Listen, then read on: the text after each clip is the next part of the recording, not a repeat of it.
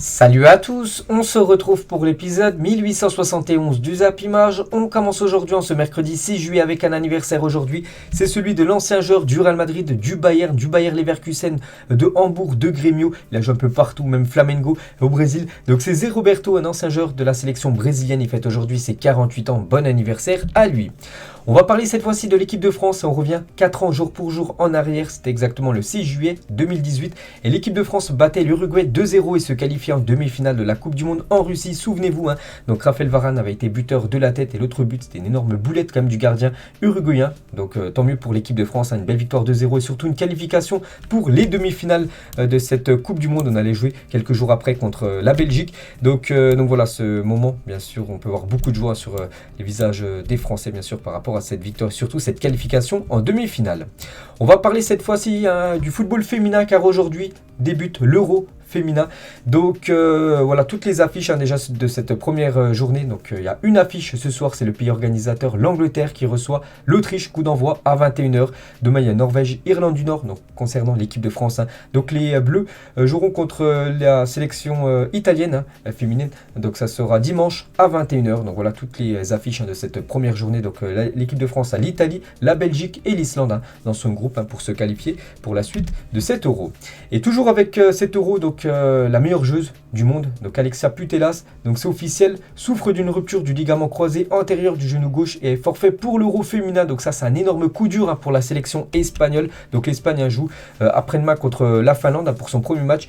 Et voilà, Alexia Putellas a quand même remporté le Ballon d'Or il y a quelques semaines, le trophée The Best. Donc c'est la meilleure joueuse au monde actuellement. Donc elle est forfait pour ce tournoi. Donc bien sûr c'est une énorme désillusion. Du côté de l'Espagne, on peut voir la une journal As. Aujourd'hui nous sommes tous Alexia. Et la une journal Marca 23, Alexia pour un rêve, voilà, par rapport à ce forfait de la meilleure joueuse au monde.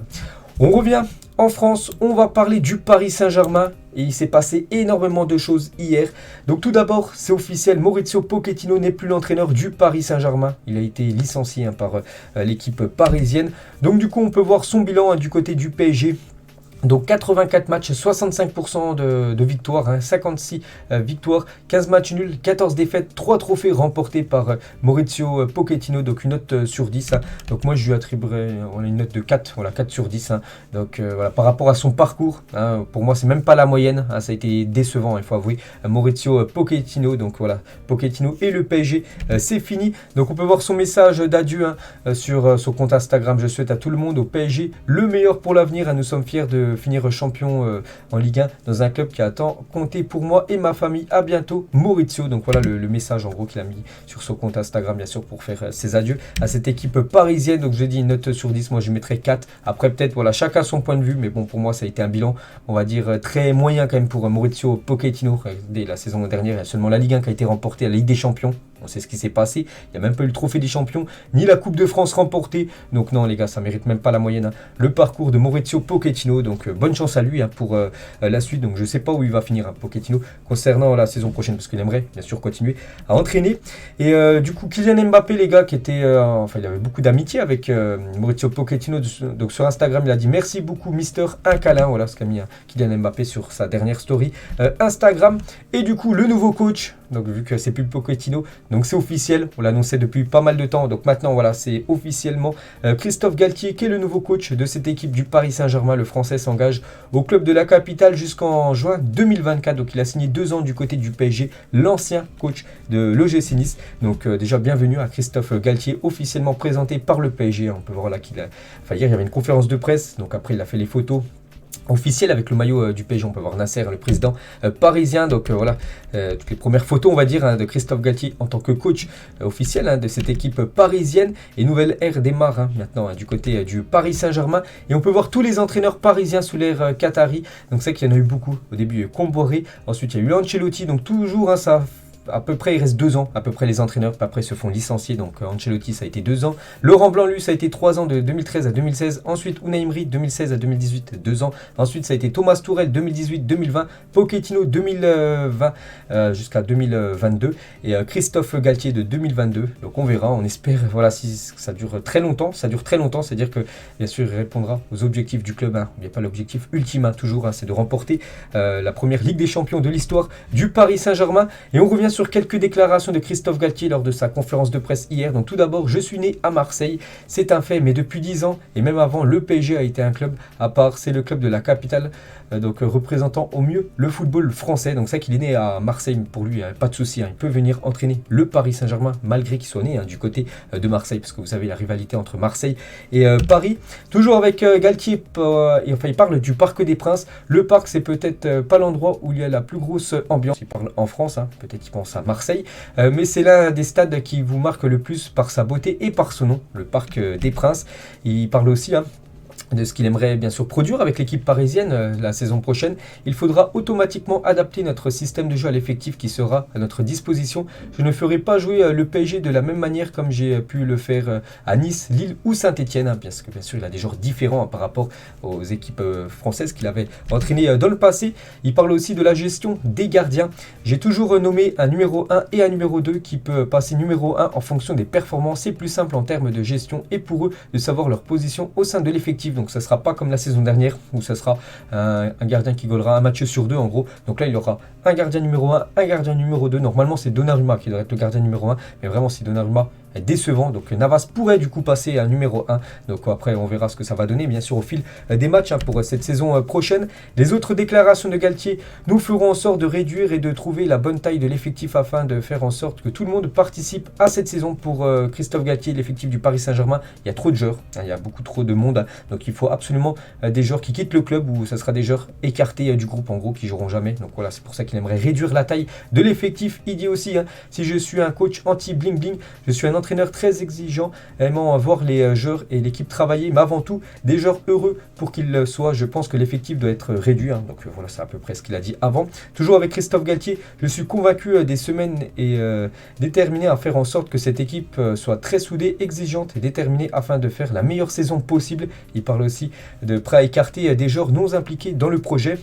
Il a dit: il faut de l'exigence, du travail, du respect et penser à l'équipe avant tout. Il n'y aura aucun joueur au-dessus de l'équipe. Donc par exemple des joueurs qui mouillent pas le maillot. Donc en gros ils pourront être sur le banc même si c'est Neymar, Mbappé, Messi. Voilà, d'après ses propos, en gros, voilà, si tu fais pas le taf dans l'équipe lors des matchs, tu peux être sur le banc le match d'après. Il a aussi dit: nous devons à la fois bien attaquer en mettant la pression sur les adversaires tout en gardant un équilibre. Cela sera différent de mes anciens clubs car j'ai à ma disposition des joueurs incroyables. Bien sûr, on va pas citer tous les joueurs magnifiques du côté de Paris. Il parle aussi de la gestion du vestiaire. Ce sont des joueurs qui veulent gagner et prendre du plaisir. C'est un privilège d'avoir un effectif de ce niveau-là. Nous devons avoir un projet commun sans aucun compromis. Il a également dit: je suis ému et fier. Je mesure la responsabilité qui m'est donnée. Si j'ai assumé ce poste, c'est que j'en suis capable. Néanmoins, seul cela me sera impossible. Nous réussirons ensemble, bien sûr. Voilà, c'est pas que lui qui peut changer. Et voilà, l'équipe du Paris Saint-Germain, bien sûr, c'est toute l'équipe. Il faut que tout le monde partent dans le même sens pour faire une grosse saison la saison prochaine. Il parle de Kylian Mbappé. En tant qu'entraîneur français, j'ai été heureux de sa prolongation au PSG. Il apporte beaucoup à l'équipe. C'est sûrement l'un des meilleurs joueurs au monde actuellement. C'est un jeune joueur talentueux. Donc il est très content bien sûr que Kylian Mbappé continue du côté de Paris vu qu'il sera à sa disposition pour la saison prochaine. Il parle de Neymar. C'est un joueur de classe mondiale. Quel entraîneur ne souhaiterait pas l'avoir dans son effectif? J'ai une idée très précise sur ce que j'attendrai de Neymar. Je souhaite qu'il reste chez nous. Donc voilà, en gros, d'après les propos de Christophe Galtier maintenant, là c'est quasiment clos, on va dire, le feuilleton Neymar. Neymar devrait rester du côté du PSG parce que Galtier compte sur le joueur brésilien. Nasser aussi qui est en conférence de presse. Quelques déclarations, les deux premières. Le nouveau centre d'entraînement et les jeunes talents serviront à sortir le nouveau Kylian Mbappé dans le futur. Il a aussi dit: nous voulons un jeu collectif, un jeu d'équipe avec un style de jeu, avec l'air Galtier. Toujours avec Nasser, donc on n'a jamais parlé avec Zidane, j'ai beaucoup de respect pour lui, mais non, nous avons toujours eu Christophe Galtier comme première option. Bon après voilà, c'est Nasser qui a dit ça hier, bon il peut bluffer, voilà. Donc il dit en gros il n'a jamais parlé avec Zidane, toujours Galtier, ça a été la première option pour le PSG. Bon, là je suis pas sûr, je pense que bien sûr c'était Zidane la première option, si les deux entraîneurs étaient ok à venir, je pense que le PSG j'aurais préféré Zidane à Galtier. Du coup Zidane, on sait que ça a été impossible. Bon après voilà, c'est Nasser qui a dit ça hier. On revient sur Christophe Galtier: je suis l'entraîneur du PSG, même si je suis né à Marseille. On veut gagner, entraîner les meilleurs joueurs et gagner un bon nombre de trophées. Et pour cela, il n'y a pas de meilleur endroit que le PSG. Il a également dit sur Luis Campos, qu'il a vraiment poussé à faire venir. Nous avons travaillé plus de 3 ans ensemble du côté de Lille. Nous sommes en relation permanente sur la construction de l'équipe. Il sait ce que j'attends de cette dernière. Jamais un joueur n'est venu sans mon accord. Et toujours avec Galtier, je veux voir du rythme, de l'intensité, la capacité à récupérer le ballon très haut et très tôt. On parle beaucoup d'une défense, à 3. Donc voilà, le PSG la saison prochaine devrait jouer avec 3 défenseurs. Voilà, une défense à 3. Peut-être Sergio Ramos, Kimpembe, Marquinhos, ou peut-être Milan Skriniar. Hein, tout dépend aussi des recrues. Donc voilà, toutes les déclarations, je crois qu'il y en a plus, de Christophe Galtier. Donc bon là c'est une note auprès de ses joueurs, parce qu'hier il a dirigé son premier entraînement. Aucun passe droit, il n'y aura que le terrain qui compte, pas d'individualisme et un collectif qui doit être fort. On gagne ensemble, on perd ensemble pour ces saisons futures. Voilà, sous l'ère Christophe Galtier. Et Luis Campos et Christophe Galtier vont mettre en place un règlement pour la tournée estivale du PSG au Japon. Là, dans quelques jours, le Paris Saint-Germain s'envolera au Japon disputer 3 matchs amicaux. Donc les joueurs devront signer ce nouveau règlement, on va dire. Ils seront sanctionnés en cas de manquement aux règles. Donc voilà, il met déjà quelques lignes, on va dire, quelques lois du côté de Paris pour que tout bien ça fonctionne et que ça part pas, on va dire, dans le bazar. La gestion d'équipe. Donc voilà la photo de Christophe Galtier en train de diriger son premier entraînement hier avec Nasser et Luis Campos. Et les premières photos de l'entraînement du Paris Saint-Germain. Donc avant-hier, c'était les tests médicaux et hier, c'était reprise à l'entraînement. Et on peut voir déjà que Neymar est de retour à Paris. Et c'est plutôt surprenant. Pourquoi ? Parce que Neymar était pourtant attendu en début de semaine prochaine. Donc les internationaux, ceux qui ont joué des matchs en fin de saison dernière, normalement ils doivent faire le retour le 11 juillet, donc là lundi prochain. Et Neymar est déjà de retour à Paris. On peut voir qu'il a même déjà participé à l'entraînement. Et la même chose les gars pour Léo Messi. Messi est actuellement en vacances, il avait des vacances jusqu'au 11 juillet. Et lui aussi il a fait son retour hier, voilà, pour directement commencer cette pré-saison. Donc tant mieux bien sûr.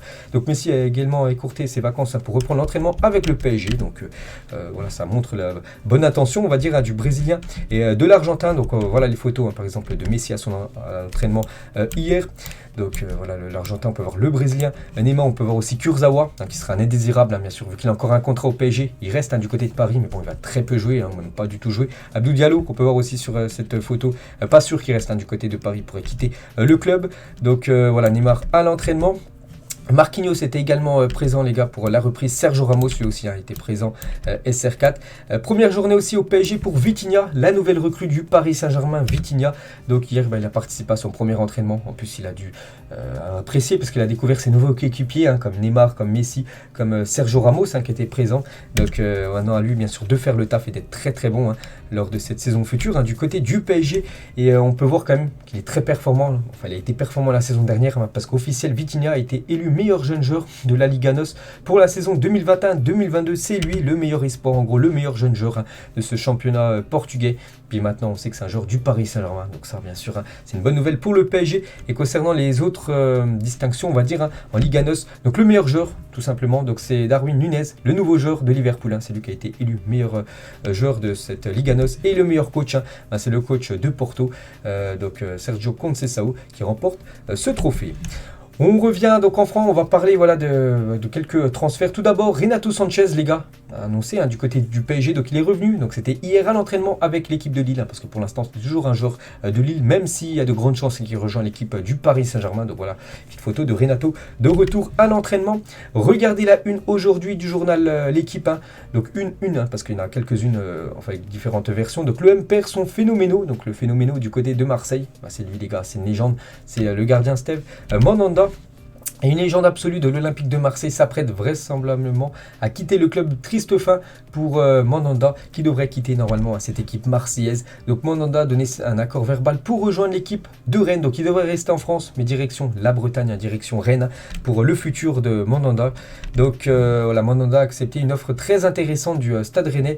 Donc il pourrait toucher plus de 300 000 € net par mois. Donc après ça reste à être vérifié, mais bon, ça serait énorme bien sûr. Ce serait un énorme salaire, peut-être le plus gros salaire du côté du Stade Rennais, et possibilité d'utiliser le jet de la famille Pinot pour voir ses enfants rester sur Marseille. Donc voilà ce qu'attendrait Mandanda. Donc après, comme j'ai dit, ça reste à vérifier bien sûr ces infos, mais bon voilà, si ça venait être véridique, ce serait quand même un très gros, une offre très intéressante pour Mandanda pour rejoindre cette équipe du Stade Rennais. Et depuis le début du mercato, l'OM a perdu pas mal de cadres de la saison dernière. Donc Sampaoli, quand même le coach, donc Camara qui a pris la direction d'Aston Villa, donc Saliba retour de prêt du côté de Arsenal va le garder la saison prochaine. Amin Harit, retour de prêt du côté de Schalke. Il y aurait peut-être un espoir de le faire revenir, et prochainement Mandanda. Pour l'instant, c'est pas encore officiel, mais il y a de grandes chances qu'aujourd'hui ça soit signé.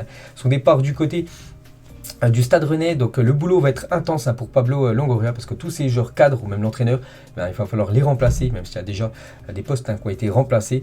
Donc on verra ce que ça va donner, ce futur olympique de Marseille. Et Longoria annonce la couleur pour le mercato. Il a dit: on va améliorer le niveau de l'effectif. Il faut changer entre 5 et 8 joueurs au sein de l'effectif pour le renouveler et être compétitif. Il faut des joueurs qui ont de l'ambition. Donc voilà ce qu'il dit, Longoria. Donc en gros, voilà, il y aura quand même pas mal de recrues, 5 à 8 joueurs au sein de l'effectif pour être renouvelé. Donc en gros, il pourra avoir beaucoup de recrues. On va parler du nouveau coach de l'Olympique de Marseille, c'est le Croate Igor Tudor. Il a dit: je pense que tout le monde, parce qu'il était en conférence de presse, je pense que tout le monde connaît la grandeur du club, c'est un club de renommée mondiale. Je connais tous les joueurs de l'effectif, c'est un effectif fort avec de bons joueurs. Je suis bien évidemment très heureux d'être l'entraîneur de cette équipe de l'Olympique de Marseille. Il parle de Dimitri Payet. Je suis très content d'avoir un joueur comme Payet dans l'effectif, c'est un joueur fantastique que l'on connaît tous. C'est quoi là? C'est un énorme talent bien sûr, Dimitri Payet. Toujours avec l'Olympique de Marseille, donc toujours lors de cette conférence de presse où il y avait Longoria et Tudor, le nouveau coach de l'OM. Donc Longoria vient d'annoncer en conférence de presse que Arek Milik était sous contrat avec l'OM jusqu'en juin 2025. Donc en gros, il aurait prolongé là dernièrement son contrat du côté du club phocéen. On peut voir Isaac Touré sous ses nouvelles couleurs à l'entraînement, l'impressionnant défenseur, l'ancien joueur du Havre, maintenant défenseur de l'OM. Donc voilà les premières photos à l'entraînement. Donc bonne chance à lui pour cette saison future du côté de l'Olympique de Marseille. Amin Harit, qu'on a parlé juste avant. Donc en pleine préparation, reste à savoir où il évoluera la saison prochaine. Donc il y a Marseille qui aimerait le faire revenir. Lui, il serait pour revenir du côté de Marseille pour pouvoir disputer la Ligue des Champions. Donc il y a aussi des pistes en Espagne. La Real Sociedad, je sais, s'intéresse à Amin Harit. Toujours avec l'OM, s'intéresse à l'ancien défenseur du Beşiktaş, Vida, libre de tout contrat. Voilà ce défenseur croate, les gars, il intéresserait cette équipe de l'Olympique de Marseille. On va parler d'une autre une de l'équipe. Donc c'est une qui se consacre sur les Girondins de Bordeaux et Bordeaux château en ruine. Et hier, on a appris la DNCG, les gars, on a appris le verdict. Donc c'est officiel, c'est confirmé, les Girondins de Bordeaux sont rétrogradés en National 1. Donc déjà, ils devaient jouer en Ligue 2. Et du coup, vous savez qu'il leur manquait beaucoup d'argent. Et du coup, Bordeaux évoluera en National 1 la saison prochaine, donc en 3e division française. Donc énorme coup de massue pour cette équipe de Bordeaux. On peut voir le communiqué officiel de la Fédération française de football. Voilà, les Girondins de Bordeaux, Ligue 2, donc rétrogradation administrative en National 1. Donc voilà, c'est officiel, ils joueront la saison prochaine en 3e division française. Donc c'est une catastrophe pour le club. On peut voir le communiqué du club juste après. Donc pour eux, ils ne comprennent pas la décision de la DNCG de les faire descendre d'un niveau inférieur. Donc Gérard Lopez, celui qui a complètement, on va dire, fait chuter le club depuis que c'est lui le président. Cette décision injuste est inacceptable et incompréhensible. Je le dis très clairement ce soir aux supporters, aux Bordelais et à tous ceux qui ont le sang mariné blanc. Je me battrai jusqu'au bout. Mais bon, voilà, cette personne a quand même fait chuter le club, comme j'ai dit, les gars.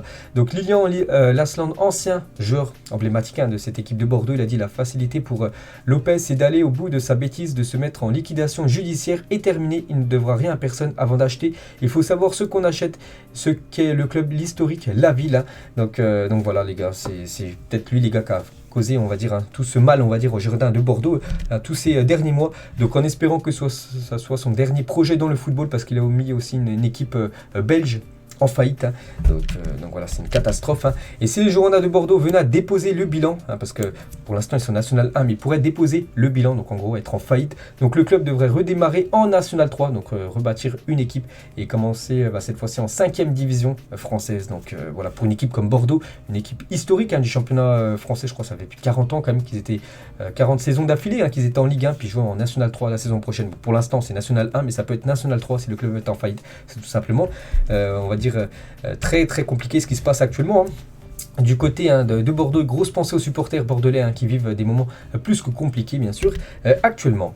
On va parler de Lens et quelques infos transferts. Donc officiel, Brice Samba, le nouveau gardien du Racing Club de Lens. Je vous l'avais dit il y a quelques jours que ça allait être officiel. Bon, ça a été hier dans la soirée. Contrat de 5 ans pour l'ancien de Nottingham Forest. Pourtant, Nottingham Forest monte en première ligue. Il avait été énorme lors des matchs de barrage. Il avait stoppé des pénaltys, tout ça. Mais bon, il a voulu quitter le club et du coup, il rejoint cette équipe de Lens.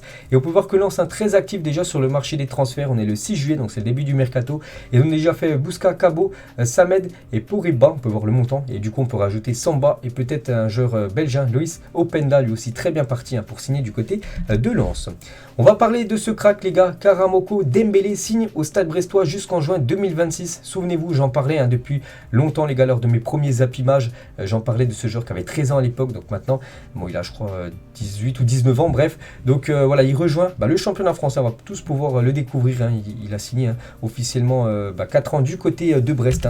Karamoko, ancien joueur du Celtic Glasgow. Donc voilà, on verra ce que ça va donner en Ligue 1. On va parler de Lille qui aurait proposé entre 10 et 11 millions d'euros à Clermont pour Mohamed Bayo. Les Auvergnats demanderaient 13-14 millions d'euros. Donc voilà, ils espèrent toujours un petit peu plus. Ça pourrait gratter le maximum d'argent. Donc voilà, peut-être Bayo, futur club, ça pourrait être l'équipe de Lille. Yann Sommer, les gars, donné son accord à l'OGC Nice. Le Borussia Gladbach attend désormais une offre des Aiglons. Donc voilà, ce gardien qui a fait tant de mal à l'équipe de France lors du dernier Euro. Bien sûr, c'est lui qui avait stoppé le penalty de Kylian Mbappé. Il pourrait venir jouer en Ligue 1 saison prochaine. Leicester en pourparlers avec l'AS Monaco pour un prêt de Boubakary Soumaré. Voilà, ce joueur pourrait venir du côté de Monaco là dans les prochains jours. On va parler de Bergwijn à l'Ajax Amsterdam. Here we go, c'est Fabrizio Romano qui dit ça. Donc here we go, donc en gros voilà, c'est bouclé. Donc montant du transfert 30 millions d'euros que va débourser l'Ajax à Tottenham pour s'offrir l'ailier néerlandais. On va parler de ce joueur Christian Eriksen et du côté de Manchester United, c'est imminent, ça pourrait se faire dans la journée. Donc il est en train de finaliser le contrat de 3 saisons qu'il attend tout simplement du côté de Manchester United. Donc il arriverait libre vu que là il est en fin de contrat avec l'équipe de Brentford. Ça aussi c'est officiel, donc ça a vraiment tardé, mais bon voilà, maintenant on n'en parlera plus parce que Divock Origi signe librement à l'AC Milan.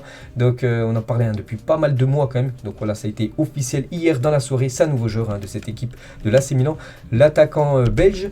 On va parler aussi de ce joueur, ex-joueur lillois, donc c'est Zeki Çelik qui quitte le LOSC et signe un contrat de 4 ans du côté de l'AS Roma. Bonne chance à lui, bonne chance au joueur turc.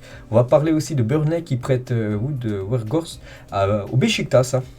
Cette équipe turque, voilà encore un transfert, il y en a beaucoup bien sûr actuellement les gars. Là je vous donne pas tous les transferts, n'oubliez pas que j'ai une chaîne BizBiz Mercato en ligne de description ce matin, il y a une vidéo. Et là je donne tous les transferts qui se passent actuellement. Encore un autre transfert les gars, donc Tyrell Malacia s'engage à Manchester United jusqu'en juin 2026, ce joueur que Lyon voulait.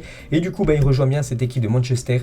Donc Manchester a déboursé 17 millions, enfin environ 17 millions d'euros pour s'offrir les services du latéral gauche du Feyenoord de Rotterdam la saison dernière. Donc voilà, il a signé son contrat. Il retrouve Eric Ten Hag. Paul Pogba, c'est imminent sa signature du côté de la Juventus. Il devrait s'engager la semaine prochaine, donc à partir de lundi prochain, du côté de la Juventus Turin. Et la même chose aussi pour Angel Di Maria.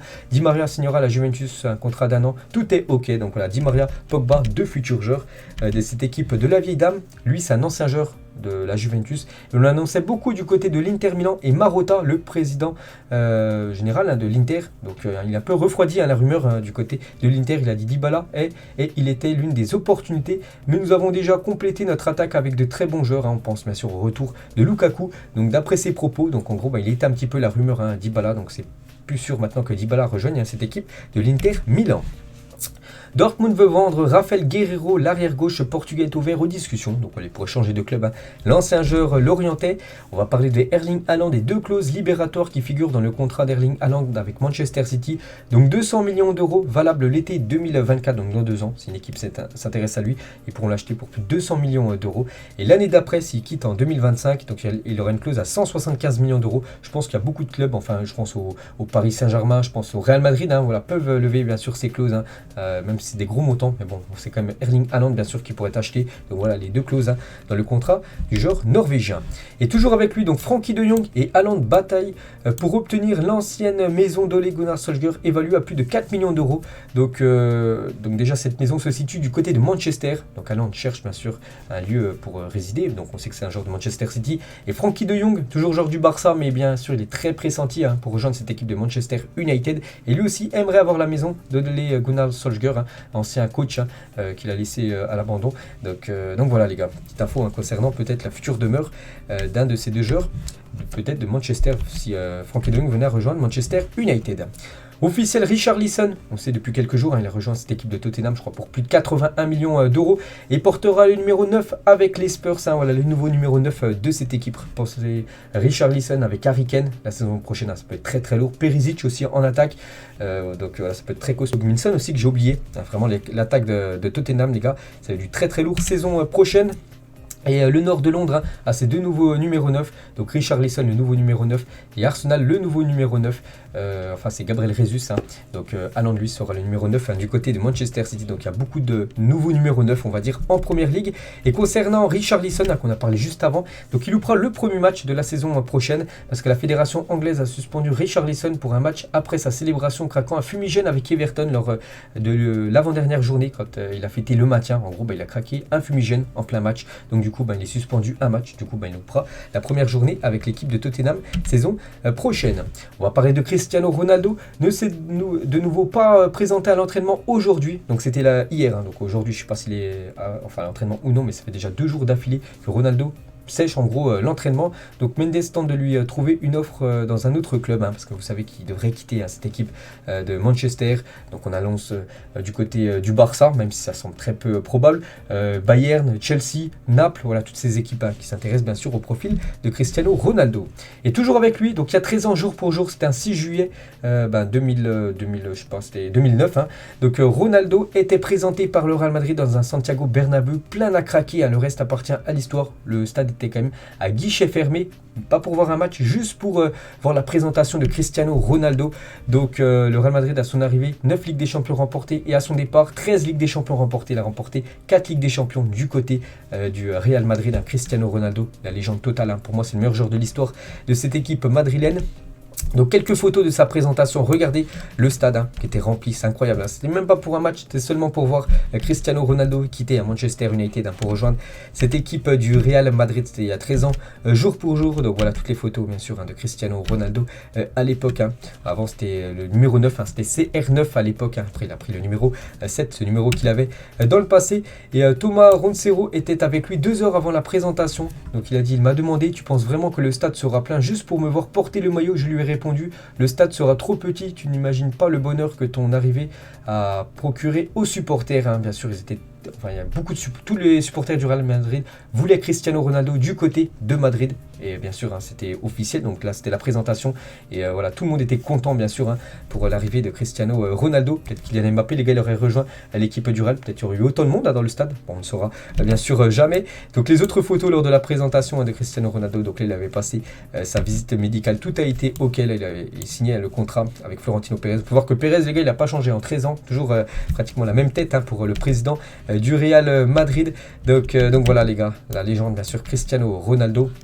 Il y a 13 ans, jour pour jour. Et il avait dit, les gars, ce 6 juillet 2009, donc il y a 13 ans. Bien sûr, c'est un grand défi maintenant et tout le monde le sait. Mon rêve est de jouer à Madrid. C'est ma nouvelle maison, mon nouveau club et je vais me donner à 100% pour ce club. Il a respecté ce qu'il a dit parce qu'il a terminé avec plus de 451 buts en 438 matchs. Donc il a plus marqué que disputé de matchs. Je ne vous compte pas après les passes D aussi qu'on peut rajouter plus de 130. Plus tous les trophées qu'il a pu remporter à cette équipe du Real Madrid, bien sûr. Une légende vivante du côté de Madrid. Cristiano Ronaldo. On va parler de ce joueur, donc lui il sera présenté aujourd'hui du côté de Barcelone. C'est Franck Kessié est arrivé à Barcelone, sera présenté demain, donc aujourd'hui. Donc demain il y aura certainement quelques déclarations de Franck Kessié en tant que joueur de cette équipe Blaugrana. Pedri est en train de suivre le stage de Goretzka apparemment, parce que Goretzka vous savez qu'il a pris sacrément de la masse musculaire. Et la même chose pour Pedri, les gars, on peut voir quand même qu'il a pris quelques muscles, parce qu'avant il était vraiment très très fin. Et là, donc il est revenu au Barça bien sûr pour faire cette future saison, la pré-saison, et on peut voir quand même qu'il est un peu plus musclé, donc voilà, il doit suivre certainement un programme pour prendre un peu de masse musculaire. On peut voir aussi le jeune Ansu Fati qui était présent à l'entraînement. On peut voir le nouveau maillot d'entraînement avec le sponsor Spotify. Lui aussi les gars, de retour à l'entraînement, c'est Gravenberch à l'entraînement pour la reprise avec le Bayern de Munich. Le Bayern a repris hier l'entraînement. Donc par exemple Robert Lewandowski, tous les internationaux qui ont joué des matchs en fin de saison, eux reprendront le 11 juillet prochain, donc là lundi prochain. Donc Gravenberch, ses premiers pas du côté du Bayern Munich pour l'ancien joueur de l'Ajax Amsterdam. On va parler de James Milner, donc un joueur de Liverpool. Et depuis son arrivée en 2015, Milner a toujours remporté les tests d'endurance de VMA. Donc en gros, c'est de l'endurance à Liverpool lors de la reprise estivale. C'est encore le cas cette année et il a 36 ans. Donc c'est incroyable, bien sûr. Il a un physique monstrueux, tout simplement, James Milner. Toujours avec Liverpool, on va parler de Fabinho, toujours en vacances. Fabinho va revenir là-bas, ça sera lundi. Lundi, tous les clubs reprennent l'entraînement.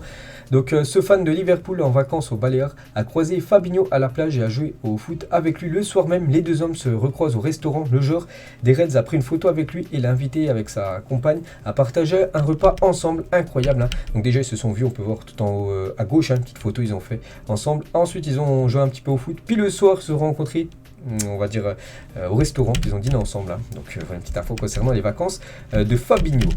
On va parler de la Première Ligue, et les clubs de Première Ligue sont sur le point de voter une décision d'interdire ou non le sponsoring maillot des opérateurs de paris sportifs. Plus de la moitié des équipes du championnat en avaient sur leur maillot la saison dernière. Donc par exemple l'équipe de West Ham Betway, qui est un site de paris sportifs en Angleterre.